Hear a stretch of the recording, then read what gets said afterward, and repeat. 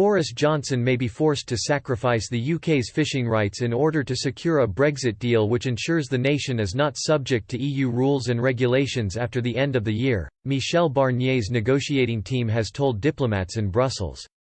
Mr Barnier's colleagues, speaking at an informal meet and greet attended by UK journalists, that the UK's clear strategy was to trade off fishing access in return for guaranteed freedom from EU rules at the last possible minute.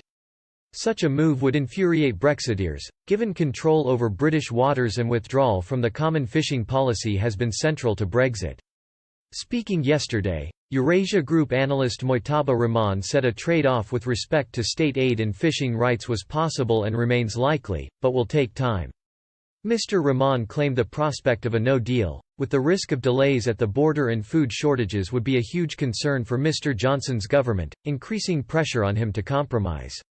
After the latest round of talks between Mr Barnier and UK negotiator David Frost ended in stalemate on Friday, demands for Britain to walk away are growing louder.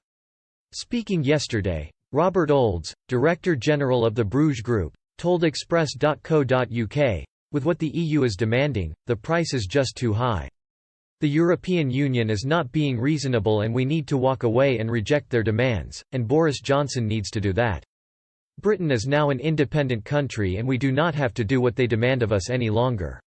With last week's talks ending in deadlock, Express.co.uk's Brussels correspondent Joe Barnes has learned Michel Barnier may not even bother to travel to London next week to talk to opposite number David Frost, but may instead opt for a phone call.